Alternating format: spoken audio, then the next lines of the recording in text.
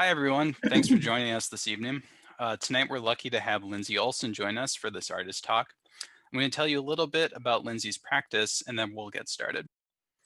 Lindsay's artistic practice grows out of an intense curiosity about the ways our society is supported by science and technology. She has worked as Fermilab's National Accelerator's first artist in residence with the Metropolitan Water Reclamation District of Greater Chicago, the Field Museum, and other laboratories. Her current work grows out of a 3-week research cruise with the RV Endeavor, with scientists using acoustics to study the ocean soundscape. Lindsay taught textiles in the Fashion Studies Department at Columbia College Chicago for over 20 years. When not visiting a lab or working in the studio, she can be found biking, hiking, and canoeing one of Chicago's many area waterways. And with that, I'll turn it over to Lindsay. Great. Thank you, John, very much. And it's a pleasure to be here tonight, and thank you all for sharing your evening with us. I'm dedicating the talk tonight to librarians and libraries. You guys offer us a light in dark times, and I want to thank you for all your hard work and your dedication. And of course, John really includes you and everyone there that's at the library tonight, so thanks a lot. Tonight, I want to invite you on an armchair voyage to experience what ocean science looks like and to make visible the invisible world of sound in the sea. On a muggy day in June of 2018, after 2.5 weeks at sea, the Adion 2 crew and science team pulled into our last study site off the coast of Virginia. The weather was warm and overcast, and the sea state was calm. Dr. Mixus-Olds had just given the word to pop the lander, and all of us scanned the immediate vicinity, searching for the orange floats attached to the hydrophone and data collection equipment. This 20-minute journey to the surface was a waiting game that we had performed successfully 6 other times, sighting and retrieving the lander, downloading the data, and then plunging the equipment back to the ocean floor to continue collecting data. But this time, as soon as Jen gave the word to release the lander, everything changed. The wind shifted, the sea state kicked up, and a heavy rain drenched us. Also, a curtain of fog descended. And all of this made finding the equipment a huge challenge. This is science at sea: unpredictable, challenging, nerve-wracking, and exciting. I make art about science, and my work takes me out of the studio to places like this, a ship at sea for 3 weeks, where scientists worked round the clock to uncover the mysteries of the ocean soundscape using acoustics, and I want to explain it using art. Art and science are deeply human endeavors, and how scientific research is communicated to the public needs imaginative, creative storytellers who connect scientific discoveries to human experience. I work to create engaging art that helps the public approach an intimidating subject, scientific research. For many people, science seems like an insurmountable subject. One of those people actually included me, but this changed when I realized that I could use my training as an artist to learn scientific concepts. Earlier in my career, I had been painting idealized views of the Chicago area waterways, but I had been editing out the built environment. So I would remove things like bridges, power lines, parking lots. And my husband and I, around this time, purchased a canoe. And as often as I could get away with it, I would be painting in the bow and he would be paddling in the back. One day, while we were canoeing down the Calseg Channel, we passed a beautiful SEPA station. This did not look like any ordinary water fountain that I had ever seen. Someone had spent a large amount of money to build this structure, but it was in a very obscure location. The structure nagged at me, and I wanted to know more about it. So the process of finding out who built this structure and why led me to the world's largest wastewater treatment plant in Stickney, Illinois. After months of interviewing engineers, talking to scientists, attending workshops and lectures, I realized that I could learn enough engineering to create artwork that tells the real story of water in a dense urban area. And I know this is going to sound really strange, but I actually fell in love with science in the middle of this very wastewater treatment plant. This is one of the artwork pieces that I created about the activated sludge process. And the activated sludge process includes a whole cast of microbial characters that arrive at the plant with the sewage. These microbes For these microbes, our waste is their food. And I just thought that was such a wonderful connection in the circle and ecology of the cycle of water cleaning. So working on the wastewater treatment project gave me the courage to work on other science-based projects. And after a stint at Fermilab as their first artist in residence and other science projects, I was ready to return to my watery roots. During a conversation with Dr. Derek Olson, who just also happens to be my son, he's an ocean acoustician. He mentioned that a friend of his was organizing a trip to the Atlantic Ocean and was actually looking for an artist. How cool is that? Derek introduced me to Dr. Jen Mixus-Olds, and a new project was born. So why do scientists use acoustics to study the marine environment? We are visual creatures, but at sea, light only penetrates a few hundred meters underwater. Visibility falls off dramatically in deeper water, so the kinds of visual observations that biologists use to study terrestrial ecosystems is not particularly illuminating. Studying what's happening under the ocean requires a different approach. Ocean acoustics uses sound to describe what's happening in the ocean soundscape. Land ecologists study landscape, geology, and weather. Ocean acousticians talk about soundscapes. A soundscape is just like a landscape. It's a picture of what's happening in the ocean environment using sound instead of images to describe the ecosystem. Scientists collect sounds from biologic life, human sounds like shipping, and abiotic sounds like wind, waves, ice, and seismic activity. The ADION project used both active and passive acoustics, and this natural divide inspired me to create two large-scale textile pieces. So let's start with active acoustics. Active acoustics uses sound to visualize what life forms inhabit the water column. A ping of sound is transmitted down from the ship, and those sound waves collide into life forms that inhabit the water column. The returning echoes, or sound waves, help define the life found in a particular layer in the ocean. On the active acoustics artwork, I've included the echo sounder ping and the returning sound waves. And you can see that the echo sounder ping looks very orderly. But when that sound wave bumps into some of the creatures in the water column, the waves become disorganized and they create a unique sonic signature that goes back to the ship. Here's an example of what the data actually looks like. This is an echogram recorded by Dr. Warren's night crew, and you can see why I was inspired by such a beautiful image. This data right here fascinated me. One example of how active acoustics illuminates ocean life is how it describes a particularly dramatic event. The deep scattering layer, several meters below the surface, is a mix of tiny life forms, zooplankton, small fish, and squids. Zooplankton and small fish form the foundation of the ocean food chain, but this also means that they themselves are food for many predators. So they travel a daily migration route to the surface at sunset here, and they feed all night long in the dark, and then when dawn arrives, they scoot back down to the gloom. This is actually a very clever survival strategy because in the open ocean, there's nowhere to hide. In addition to the active acoustics data collected on our trip, the night crew also cast nets behind the ship hundreds of meters deep to collect samples of these organisms. Data from the net tolls was compared with data collected from the echo sounder, and comparing these two sets of data is called ground truthing. Ground truthing is important to ocean scientists because different variables like organisms or turbulence in the water could cause similar patterns to show up in the data. Without an independent verification, it's difficult to say anything specific about the environment with acoustic data alone. Studying these vital organisms helps scientists discover the health and vitality of ocean ecosystems. This is another part of the project that I worked on that grew out of the trip. This is Bothus, which is a temporary denizen of the plankton, and as soon as they can swim against the ocean current, they become bottom feeders, and eventually both eyes are situated on one side of their bodies. You might know their more common name as flounder.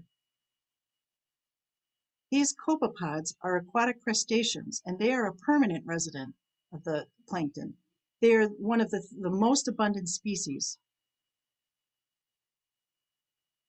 So one of the reasons I loved working with the ADION project data was its wide scope. Not only was the project designed to collect both active and passive acoustics data, but Jen wanted to collect NASA satellite data of seasonal phytoplankton blooms and compare them with the other data of the study area. This is a spring bloom seen from space. I've embroidered a few species of the phytoplankton on the active acoustics artwork. Phytoplankton supply half our planet's oxygen and sequester tons of carbon dioxide, and that's not hyperbole. They are also the foundation of the entire ocean food chain. Very little is known about their life cycles, but as oceans warm and ocean acidification rises, these foundational organisms are increasingly imperiled. Their fate is intimately tied with the fate of all organisms in the ocean. Correlating the acoustics data, the net tow of organisms found in the water column, and the NASA images of seasonal phytoplankton blooms gives a comprehensive view of marine life in the study area. Now, before I move on to the passive acoustics part of the project, I wanted to share some of my studio process with you. One source of inspiration was the wall-sized embroideries of artist Lissy Funk. Monumental embroideries like these are rare and labor-intensive, and her work is even larger than the famous Bayou embroidery created in 1066. Before I left on the research cruise last year, I had the opportunity to visit the Art Institute of Chicago and see this artist's work in person. The textile staff were kind enough to roll out her monumental work so I could study them. And this slide gives you some idea of the size of these embroideries. Her work remains fresh and unique. Even today, among embroiderers, Lissy Funk is a Picasso-like figure, minus the ego and the drama. So here are a few of her textile sketches. Funk creatively expanded her stitch vocabulary and invented new ways to use stitch and fiber to express her ideas. Here's a couple of my sketches developed in preparation for this project. I limited my color palette to monochromatic tones of teal in the silk background fabric and the cotton threads I used. Limiting the number of stitches used to create the piece also created a more unified surface. Most of the stitching I used on these pieces were various kinds of couching, Bokhara, Romanian, and regular couching. But I also used padded satin stitch, intentionally sloppy French knots, and wrapped back stitches for the equations that you see here. Simplifying some of the elements in the artwork allowed me to focus on the content of the work. My aim is to pack as much science information as I possibly can into the work, but also develop the artwork in such a way that it stands on its own, even if someone is not interested in the science. I knew early on that I wanted to work with silk dupioni. This fabric has a pronounced grain line, and I exploited this characteristic so that the surface of the artwork would shimmer like the light on the ocean surface. Historically, embroidered and beaded clothing would have been created as a sign of social status. By using these labor-intensive processes and expensive materials, I'm creating a visual link that helps elevate the status of the content I'm illuminating. So the second part of the project captures the power of passive acoustics to advance our understanding of the ocean soundscape. Because of limited visibility, marine mammals and fish are highly adapted at producing and perceiving sound in the ocean. Animals rely on sound for many purposes, such as navigation, maintaining social interactions, finding food, and attracting a mate. Passive acoustics uses underwater microphones called hydrophones to collect data. The equipment collects information in all directions and listens in on marine life, including sounds generated by marine mammals, sounds of human activity, seismic activity, and all those abiotic sounds I talked about before, wind, ice, and waves. I've interpreted the hydrophone data here using embroidery and beading. The ocean is a really noisy environment, and I've included the ambient sound in an all-over stitching pattern. The middle of the artwork has a stand-in for the equipment that house the hydrophones. Here, you can see data from the humpback whale right here. This is an example of shipping data. Right here, this is a seismic event. And it's a little bit hard to see on the slide, I know, but this data right here is a mystery. Jen thought perhaps it might have been a school of fish, but that's perhaps for future researchers to uncover. Around the edges of the piece, I wanted to represent a dramatic feature of the ocean soundscape called the Sofar Channel. Sofar stands for Sound Fixing and Ranging Transmission. So how far can sound travel underwater? The ocean is divided into horizontal layers in which the speed of sound is influenced by temperature in the warmer levels and pressure in the deeper levels. As the temperature decreases the lower down you go in the water column, the speed of sound decreases. But when you go further down, the pressure increases, and that has a tendency to increase sound. So the Sofar channel is a sweet spot where low frequency sounds can travel in an optimum layer over vast distances. Marine mammals like whales exploit the Sofar channel and communicate across oceans. Low frequency song like those of the humpback whale can travel from Florida to Nova Scotia. Excuse me. So I'd like to play you a sound clip that was taken at the Virginia study site. Now this is a very acoustically active site.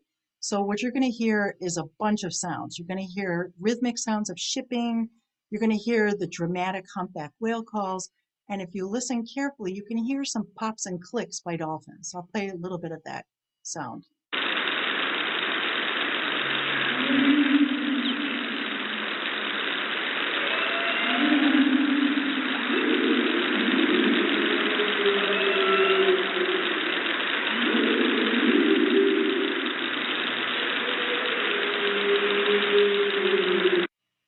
Gives me the shivers every time I hear that. I'm going to drop into chat as soon as I'm finished speaking a link for the audio gallery from the Adion project, and you'll be able to hear lots more sound clips like this.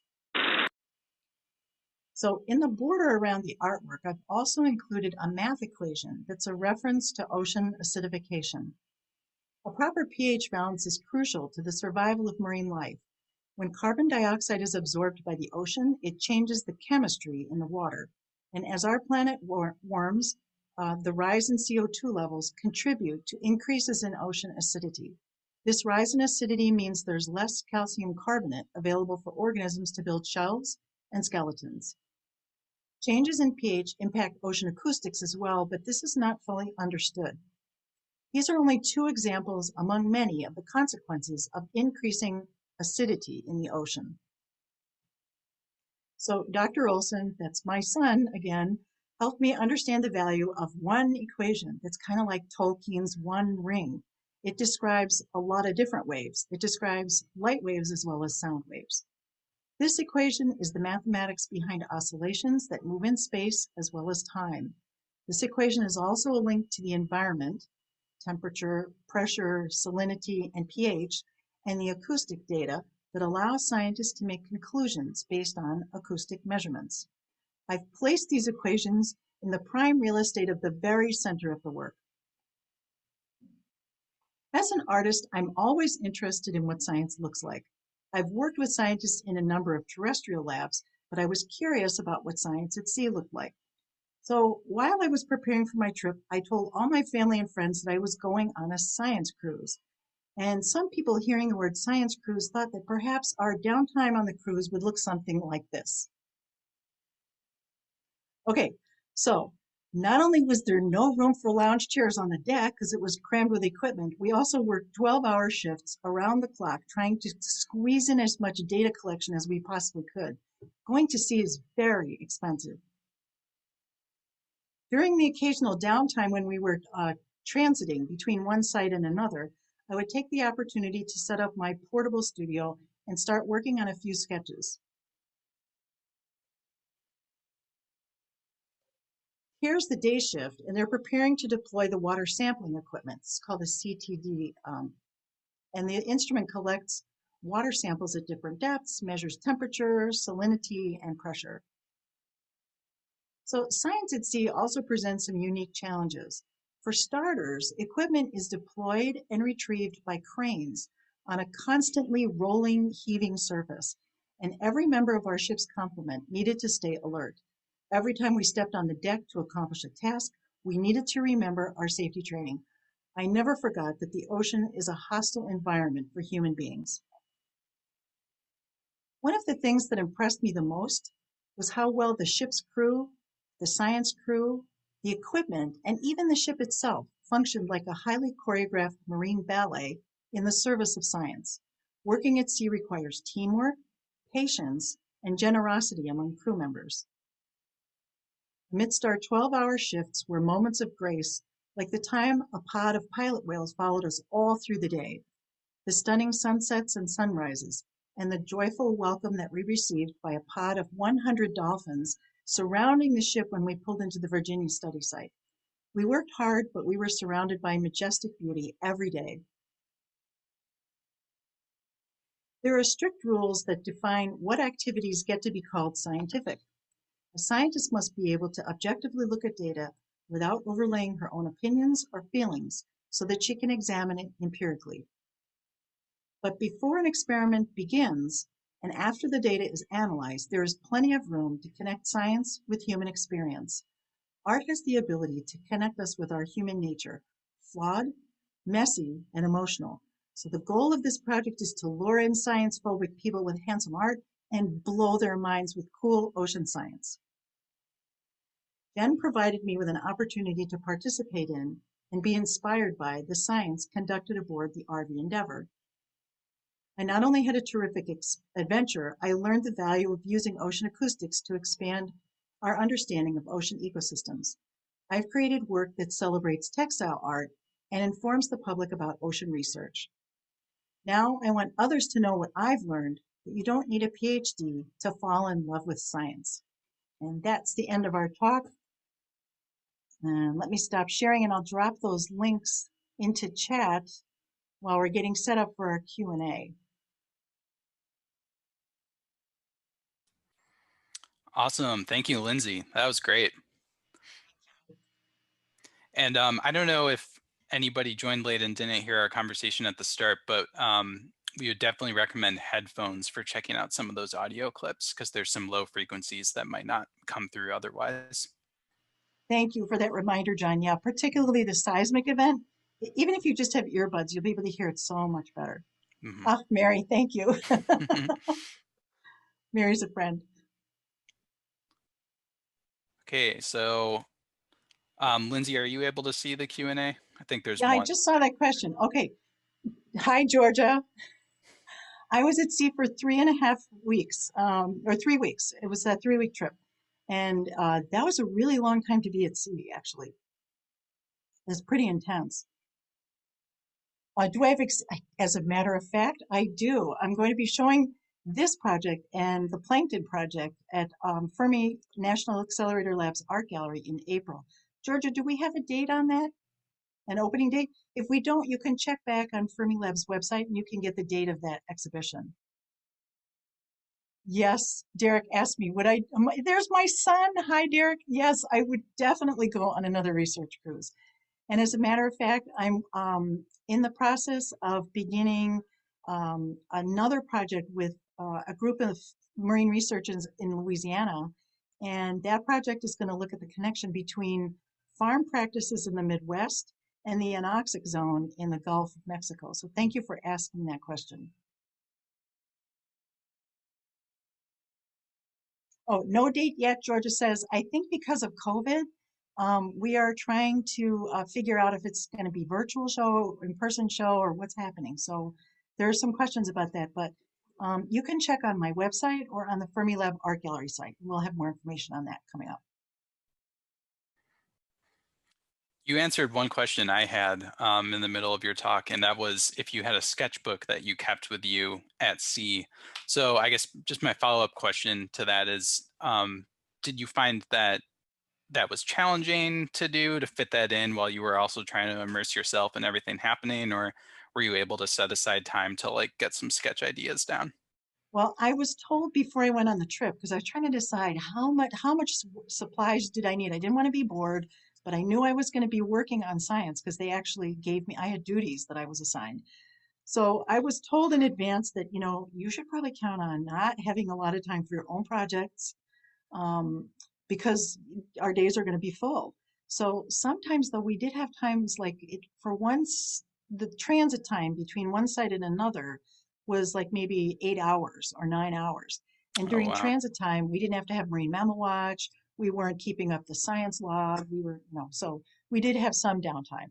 Okay. And I keep both paper, like a traditional artist sketchbook, and I keep sketches that are in textiles.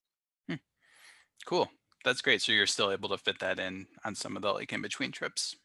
Yeah, and so actually what I would do was like right after lunch, if I had a few minutes before I had to go on duty, I'd go and scribble some ideas that I had with me. Or I would keep a small, tiny notebook in my pocket for Marine Mammal Watch so I could quickly jot something down because you never know when, an idea is going to hit you. Yeah. No, that's awesome. I think we have a few more questions in the chat here. So what type of silk, thread, and beads do you use? Okay, so the background of the pieces was silk Dupiani, which I ordered through Vogue Fabrics in Evanston. Lovely selection of Thai silk, lovely. I used cotton thread from DMC, and you can get that at Michael's, but I ordered it wholesale online because I needed a lot.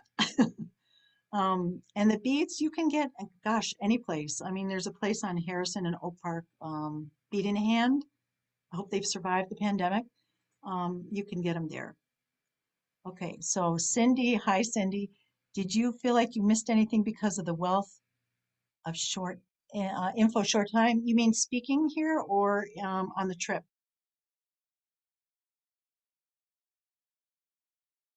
You know, there was a lot to learn, and I have to say that I'll talk a little bit about my process.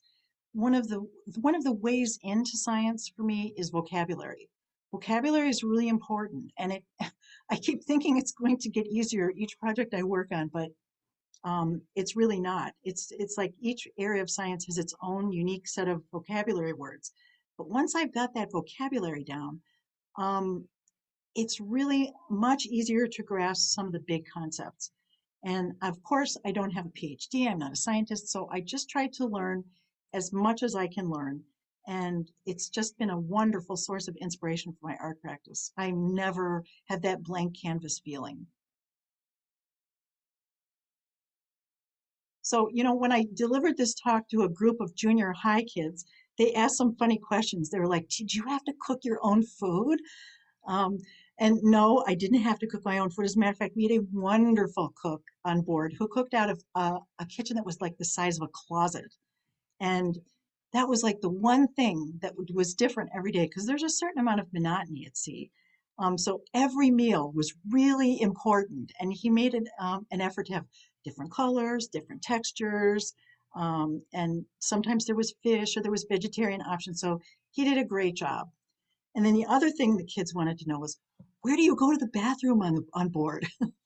And I was surprised to learn that the ship had its own wastewater treatment plant right on board. But you have ordinary toilets called heads, and so it's just like you do on land. But you have to carry all the waste in the hold somewhere, and that wastewater is cleaned during the voyage to a certain extent. And other things people want to know about was, did I get seasick? Yes. Not to a great degree because I had the patches and I was prepared, but they were repainting the ship at certain points. One of the bosun once said that um, the rust that you have on all the metal at sea was job protection because it always guaranteed you had something to do. So there was always somebody scraping off the old paint, painting on the new paint. And if you were in the area where they were painting new paint, it was like, oh, it was awful. But I didn't really feel that bad. And on the way home, we had some pretty rough seas, but by that time, I had my sea legs and it wasn't that bad. Let's look. Do we have more questions? Yeah, I think there are a couple more that came through in the Q&A. What does a textile sketchbook look like? Ah, okay. I don't have, let's see. I've got them all tucked away, but you know what? There's a post. If you go to my website, I'll put the link in here in a sec. Go to the blog area and look for sketches from my sea trip, and you can find them.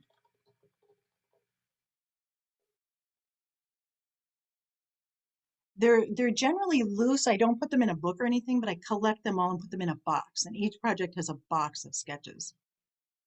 So in my PowerPoint, I think that I had a couple of sketches, but You can see them. They're up on the blog on my website. And let's see, what are the other questions? Oh, you know what? I didn't need science training before I went, but they trained me after I got on board. So like the first 3 days it took us a long time to get to the first site because we boarded in Puerto Rico, and then our first study site was off the coast of Florida, near Jacksonville. And during those 3 days, we had 3 very intensive days of training. So we had safety training for what happens if there's a fire on board, if we have to do an emergency evacuation. You saw those silly survival suits, which are actually quite important. But I also had training in how to attach these long columns called niskins onto the CTD machine. And those were the bottles where we did water collection. I was trained how to do water sampling and glove up and make sure I got the right sample from the right bottle because those bottles were opened at different depths. And there was a USGS scientist aboard doing a few experiments filtering those water samples. So I had to be trained in how to filter water samples and take the collection and oh God, the science log. Oh, on Star Trek when they go science log, blah blah blah date, there really are science logs, and they're different than the crew's log. So the crew who actually take care of running the ship, they have their own log. The science lab has their own log, and oh my God, the first day I had to do the log rotation, I was baffled. There was nothing but acronyms all over the place. And you had to record latitude and longitude numbers, and they were like this long. So I ended up finally taking a snapshot of the computer screen to get my lat longs so I could carefully hunt and peck them in. Because if you got the lat longs wrong on the lander equipment, they couldn't find them the next time around. So it was a great deal of responsibility. You had to be really careful about like lots of little details like that. But there was also I had to have my blood type available. I had to make sure my immunizations were all up to date, stuff like that. So no, you don't have to have any prior training, but they train you while you're transiting early on. It's like this little microcosm, like this little community. And while you're on board that ship, these people are your family. And if there were an emergency, you all have to depend on each other because that's all you have to solve problems. Oh, Lane, hi. You're asking if I brought too much. I definitely brought like 3 sketchbooks, not knowing how many I would fill. I barely filled a few pages in a couple of one book. So I think I would have brought less next time, and it would have been a lot lighter to carry through the airport and to carry on and off the ship. But not having been to sea, I didn't really know what to bring. They give you kind of some general guidelines. You have to bring wet weather gear. That's really important, which we did use on that day when I was talking about the fog descending and the rain. It was really wet, so Got to be prepared. gotta be prepared. Yeah, you just don't. And not having been there, I didn't know what to expect. Oh, and I'm sure you didn't know how much you know, time you would get with your sketchbook either, and how much you would be able to fill up. So Right, and they did tell us there were laundry facilities aboard. So we were able to do our laundry, but you had to like time it so that it wasn't at shift change, which when somebody's going off, somebody's going on, there's like a lot of laundry then. So mm, you kind of had to time your laundry, but it was great to have laundry facilities on the ship. there might have been another question that came through. Uh, yeah, in the Q&A. Oh, what was the high point of the trip? We were ready for a high point by the end because everybody was so tired, but it was that moment when we pulled in about 5 a.m. to the Virginia study site, and all these dolphins just blew in, like they zoomed in around the ship. And actually, the sound of their popping, clicking, and squeals woke me up because I didn't have to go on duty till about 8 a.m. or 7 a.m. was my shift. So it was about 5 in the morning, and I'm hearing all these sounds, these blows. Everybody's running on the deck, and I'm hearing chaos going on. So I quick got dressed, went upstairs, and it was like, oh my God, they're dolphins. And you could see mothers and babies, and they were just cavorting all over the place. And it was just really, really it was a thrilling experience, and it was something I would never have experienced. Then there were a couple of moments we saw shark fins following us, and it was, ooh, for Marine Mammal Watch, you have to learn the difference between a shark fin and dolphins, and it's really all about the tails. So for marine mammals, their tails go this way, and sharks go this way. So if you see two things sticking out of the water, you know that that's not a marine mammal. So, oh, thank you, Georgia, very much. So do we have another question here? Oh, that's a great question. We had 28 total, 28 souls, as they would have said in the 19th century, aboard. Half of them were the crew and half were the science team. So it took a lot of people to put together the kind of support you need to do science at sea. And the interesting thing is that I showed you a picture of all those uh, survival suits, but that was not taken on the Endeavour. That was taken on the Armstrong. And I used that picture because the Armstrong is a brand new ship. It had better lighting. We were on the RV Endeavour and it didn't have great lighting and it was just about ready to be decommissioned. But I had heard from some team members who had been on the Armstrong after our trip on the Endeavour and said, "Oh my God, the Endeavour, it's an old ship and it rode so much better in the storms." Everybody was like, the Armstrong was kind of like a cork and bouncing all up and down because it didn't have as much ballast as our old clunker ship. So it made me feel thankful that I was on the Endeavour and not on the Armstrong, even though they had like a gym, a bigger, slightly bigger galley, stuff like that. But I think I was on the right ship. No Kraken, someone says. Justine. Yes, thank God, no Kraken. So there were also a lot of undergraduates on this trip. So I didn't feel like I was the only newbie. So we were all kind of getting trained together. There were marine engineers, there were a couple of biologists, and so it was a lot of young people. It was a lot of fun. I remember one thing I should have brought more of, Lane. I'm thinking about your question. I would conduct interviews with various members of the crew to find out how the ship operated. And I did a blog post for them on the doors.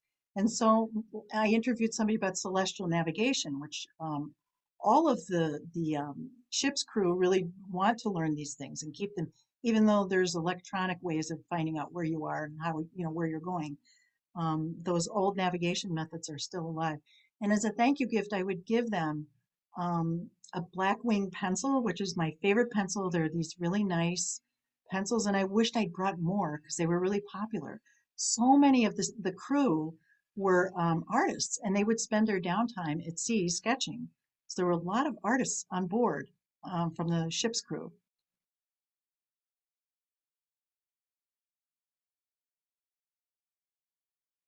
Okay. Oh, thank you. It's wonderful to learn new information. It's invigorating. Thank you, Cindy. Okay, Derek is asking, in which disciplines of science did you find people more willing or interested to talk to you as an artist? Thank you, Derek. That's a really good question. Um, I have to say the most welcoming community is the physics community, the high energy physics community, particularly at Fermilab, but many of them. They learned their lesson about outreach, and so they are very open to using all different kinds of outreach, including things like puppet shows and all different create like dance stuff at CERN. There's a lot of outreach with dance and theater, as well as the visual arts. But I have to say that Jen Mixus Olds, who was our principal investigator for the Adion project, was incredibly open to having an artist. And she and her family visit art museums, and she was on board 100% and was very, very helpful. I have to say, Derek, you were great helping me. You had a lot of patience explaining some of those more complex um, math equations to me and what they did. Um, some areas of science I think are just like, some of the biological sciences, they are just stretched so thin that field biologists particularly are just losing money all the time and perhaps don't have as much time to work with artists as they would like. Oh, Lane says love black wings. I know those pencils are addictive.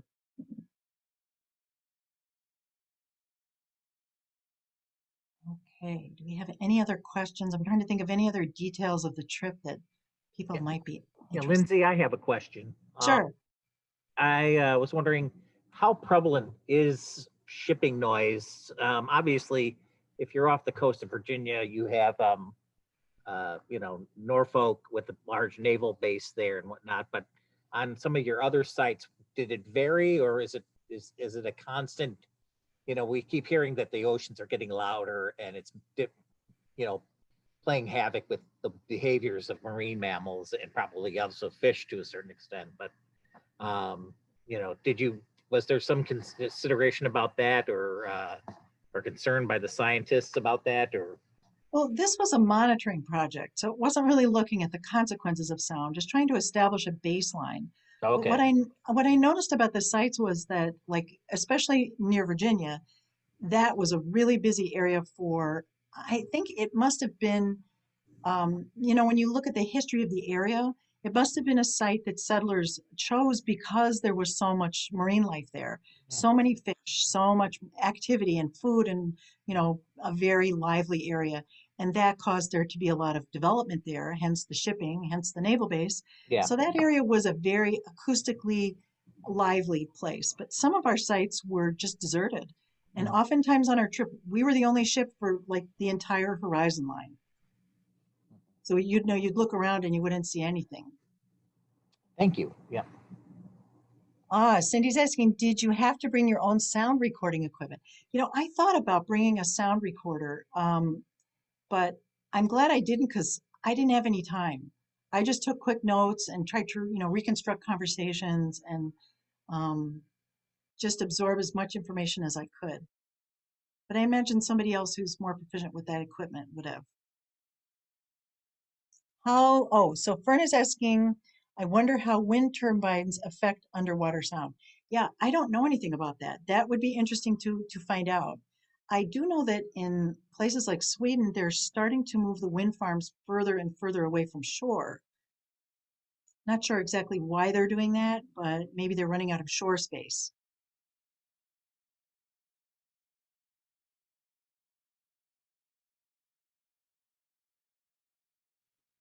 I think there's Oh, another question that oh, came does through. sound travel in a straight line in water? No, actually, I think it travels in waves. Sound waves all travel in, a parabola, a certain parabola. Derek, would you say that was correct? Are you still there? Derek might have had to skedaddle. Useful to have a scientist on board. But yeah, no, sound does not travel in it's like, like an ocean wave. Sound wave is kind of wavy like that. Shimmery, would you say? What did you say? Shimmery, maybe? I know you talked a lot about like shimmering shapes and things like that. Yeah, it sound waves more like a certain, like high frequency waves have a kind of this kind of look. Low Hmm. frequency sounds have kind of lower lower arc in their curving. I know I'm not saying this scientifically. I'm doing my best. It's tough. That's where the Yeah, art comes in. that's right. That's Yeah. right. Oh, Derek said that was a great explanation. Thank you. Awesome. Thank you. Do you have anything to add?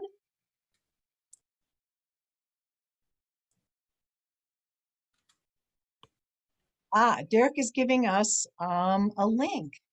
Great. Helpful. Thank you for finding that. That's terrific. And then Lindsay, I had a question for you. And that is if you had any advice generally for other artists who are interested in incorporating aspects of science and the natural world into their work. Yeah, I do actually. One thing is to choose an idea or a subject matter that's very close to your heart. Because when you work across academic disciplines, you need a sturdy ego, and it's a little challenging. Um, there's a lot, there's a lot of bridge building.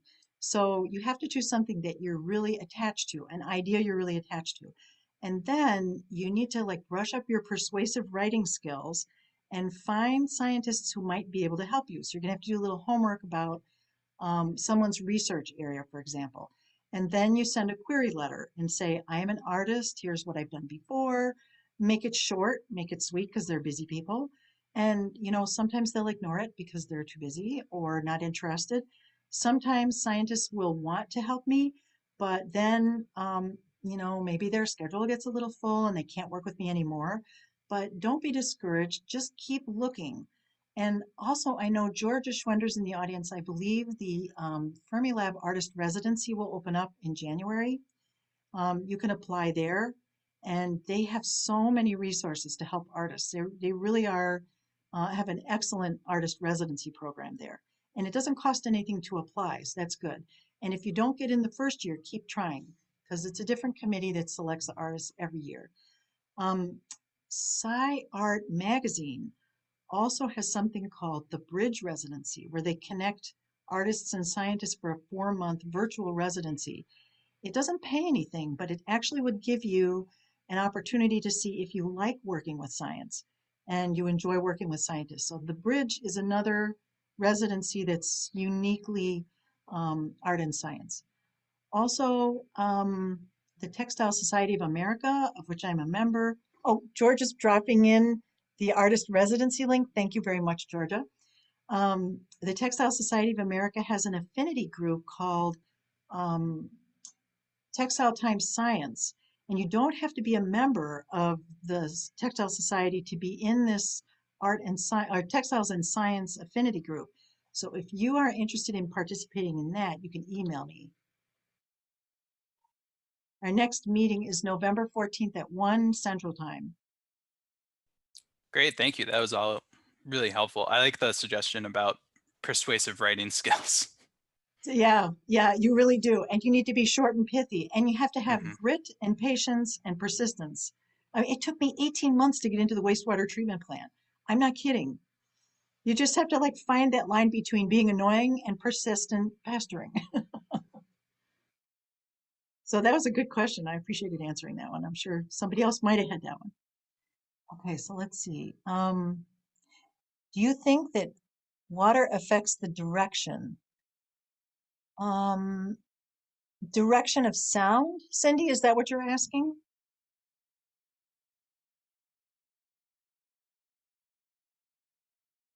You know, there are a lot of currents in the ocean that make sound travel a little unpredictable too, like the Gulf Stream. There's all sorts of changes in the marine environment that can affect how sound travels. So it's shipping noises get in the way, but there's also large schools of fish, things like that. Oh, okay, great.